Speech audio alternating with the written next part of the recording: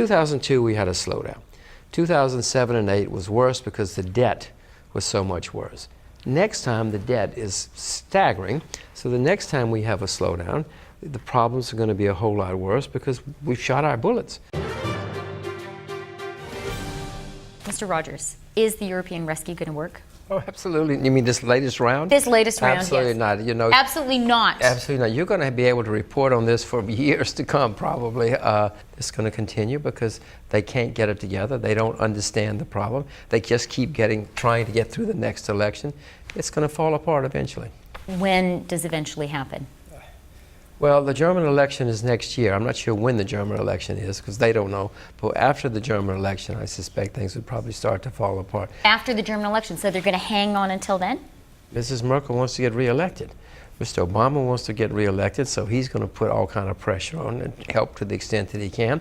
Mrs. Merkel wants to get reelected, but after the German election, I would suspect we should all be very, very worried. I'm very worried about 2013 anyway, and 2014, but especially after the German election. Your former partner, George Soros, gave a speech a few weeks ago that was much debated in Europe, in which he agreed with you that Europe hasn't gotten ahead of the curve yet, that it's still on the brink, but he also argued that there was still a chance, there was still a possibility for Europe to hang together, provided the Germans took sufficiently decisive action. Is he wrong? Well, you have to ask him. I don't know. That's not what I said. I said that this is not solving the problem, that all they're doing is pushing the problem out into the future and hoping the problem will go away. I suspect the euro as we know it will not survive. It's unfortunate because the world needs something like the euro to compete with the US dollar, and the euro on paper is perfect. Now, even a reconstituted euro could be good. I mean, if you take out the weak sisters and start over with a sound euro, the problem is once you start having people withdraw, it turns into such chaos, such turmoil, that everything probably falls apart at that situation. So you should be very worried. So the question to my mind is, what happens if it all falls apart? If people start withdrawing, you would probably, I hope you would then have a currency backed by strong economies, the Netherlands, Austria, perhaps, Finland, perhaps, people who mind their manners and pay their bills. So you can imagine a sort of a core Eurozone? That's what I would suggest would be better for Europe and better for the world if these other people do pull out, which I suspect they will do. Now, the risk, though, Christy, is that they all pull out. And then we all go back to the Deutschmark and the Drachma and the French franc and the rest of it. And Europe has its same old chaos. Or not chaos, but problems. And surely also, there might reach a point at which the process can't be controlled. Even if no, that's the point. That's my point. That if Greece pulls out, then somebody else is going to say, I'll win an election by pulling out. And then somebody else will. And the next thing you know, everybody's pulling out to win elections. And at that point, it all falls apart. Now, Mr. Rogers, you said 2013 is a year you're very worried about. Are you worried about the U.S. in 2013? I'm more worried about I'm worried about everybody. The U.S. has had recessions every 4 to 6 years since the beginning of the Republic. Well, you can add. 2013 is after the election. It's 4 to 6 years. And so we're going to have a slowdown in 2013. Even slower than the economy is now? Have we properly recovered from 2008, 2009? We haven't properly recovered. It's going to be worse. It's certainly going to be worse next year. 2002, we had a slowdown. 2007 and 8 was worse because the debt was so much worse. Next time, the debt is staggering. So the next time we have a slowdown, the problems are going to be a whole lot worse because we've shot our bullets. I mean, what more can they do? Can they quadruple the debt again? Can they print even more money? I mean, the world's going to run out of paper money if they keep trying to print money at that rate. So 2013 is going to be a serious problem, 2014, and it may be partially because the euro starts falling apart. There are many reasons to cause the next recession. There's always a reason to cause recession, but it's coming. Slowdown's coming. It's going to be worse, and that will, of course, affect Europe. That may make more politicians say, well, I want to get out too. No, you should be very worried about 2013 and 14. Now, Mr. Rogers, who do you think would be a more able guide in this turbulent economic year of the United States? Barack Obama or Mitt Romney? Oh, please, neither. I mean, they're. But someone, it's got to be one or the other. There's Unfortunately, I think you're probably right. It does have to be one or the other. I don't see that either would be better. No. You think they're exactly the same? You are indifferent I as would to who vote for wins? neither. As far as I'm concerned, a pox on both of their houses. No, the only hope is that Romney would bring in some better people. I mean, the people that Obama is don't have a clue, which is one reason the problem keeps getting worse and worse. Now, I don't know who Romney would bring in, but I know they couldn't be worse. Is there a chance that if Romney is elected, you have at least an end to the absolute gridlock in Washington with the fight between the White House and Congress, and that could be positive?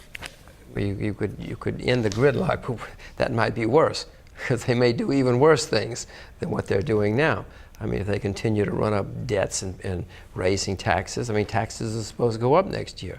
I mean, they could raise taxes higher if you end the gridlock, whether it's the Democrats or the Republicans. Don't taxes have to increase? I mean, you've complained about the debt. You're worried about that. No, Aren't higher taxes a way out? Taxes would make it worse. We've got a slowing economy. We've got an economy that's got problems. Raising taxes is not going to help. No, you've got to cut spending with a chainsaw. That's the only solution to this problem. And you really should be cutting taxes, not raising taxes. You should be cutting spending and cutting taxes. Now, Mr. Rogers, you are well known to be bullish on Asia. You made the big decision to move your life to Asia. Your children speak Chinese. How do things look from there? People are starting to get worried about a slowdown in China in particular. Well, China has been trying to slow its economy for 3 years. There are people just now figuring that out. They should watch Thomson Reuters and more often, because China raised interest rates 6 times. They raised reserve requirements 12 times. I wish they were running our central bank. No, China is slowing down by design, on purpose. So yes, they're trying to kill the property bubble.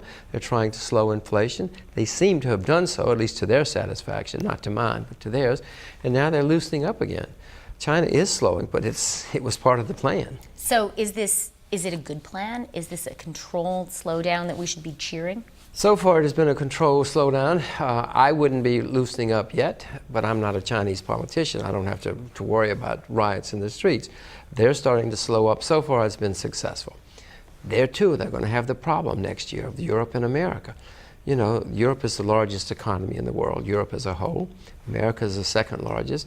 So when the two largest economies in the world are having problems, everybody gets affected. Everybody, no matter how dynamic and smart you are, you get affected. So Asia is going to be affected too. Okay, so you have now depressed me thoroughly. Europe, a mess. The United States, a pox on both the houses of the two presidential contenders. Asia sort of has its act together, but going to be affected by the weakness of the two giants. What's the safe haven? What's the good bet for investors? Well, I don't know. The word safe, I never use the word safe when I talk about investments, because I don't know anything that's safe. Maybe I should watch Thomson Reuters more because to find the safe investments. Things where I have my money, I own commodities, I own currencies, and I'm short stocks. I would suspect that agriculture is probably the least risky part of the world economy going forward. I don't really know many havens. Agriculture is going to do extremely well in the next 10, 20 years. Water treatment's going to do extremely well, certainly in Asia. There are things that are going to do well. But we've had many periods in world history when the world economy has been bad. It doesn't always have to be good. It never has been always good, in fact. So we're going to have more problems. You've said you own currencies as well? Yes. Which ones? And the Swiss franc, mainly the Swiss franc, the Japanese yen, and the US dollar. Renminbi? Oh yeah, of course I own the renminbi, but you can't just pick up the phone and buy a lot of renminbi. But every chance I get to buy renminbi legally, I do so. And commodities, which ones are you the most interested in? Well, I'm more interested in agriculture than anything else, because agricultural prices are extremely depressed on a historic basis. You know, Christian, the price of sugar is down something like 75 or 80% over the past 38 years. I mean, it's staggering how cheap some of these agricultural products still are. And how about things like oil? Well, I own all commodities, including oil. Oil is having a correction at the moment, but the surprise will be how high the price of oil stays and how high it goes. We're running out of known reserves of oil. I mean, We found some new ones, though. right? I mean, what do you giants. think? No giants? You're not excited about the Brazil finds? Well, if you own the Brazil find, yeah, it's great, but Christian, that's only maybe 10 billion barrels. I mean, well, that's nothing. We use 86, 87 million barrels of oil every day. Do the arithmetic, 10 billion barrels. If you own the 10 billion barrels, you're very excited about it. But that's not a giant. We need a couple of Saudi Arabias going forward. Gold? I own gold. I certainly own gold. I'm not selling my gold. If gold goes down some more, I will probably, I hope I'm smart enough to buy more gold. If it goes down a lot, I hope I'm smart enough to buy a lot more gold. Gold's going much higher over the decade. And does your bearishness on stocks include technology stocks? I'm short technology stocks, so I hope it You're does. extremely bearish. How come? Isn't that the one sector of innovation and sort of growth and creativity in the world economy? Doesn't everybody know that? Isn't that in the price of the stocks? Aren't these stocks at very high prices? I mean, this thing called Facebook is at, what, even now it's still at 27, it's huge multiples. No, I can't conceive of paying those prices for technology stocks. But everybody is paying, that's why I'm short. Mr. Rogers, you are known for being a contrarian, a guy who sees around corners. What's your new thing? What's the big new idea? Well, I guess I'll tell you the most exciting thing I know is Myanmar. I'm wildly excited about what's happening in Myanmar. In 1962, it was the richest country in Asia. They closed off. Now it's the poorest country, and they're opening up again. It's like investing in China in 1978 or 79. It's that cheap, and it's that exciting. And if you don't want to invest in Myanmar, North Korea, it's difficult for people like you and me to invest in North Korea, but North Korea is going to merge with South Korea within the foreseeable future, next 5 years, say. So Myanmar is really the place. That's the place that's viable and the place that's practical to invest in. And you should put all of your money into Myanmar if you can. It's that exciting. How much of yours have you put there? Virtually none.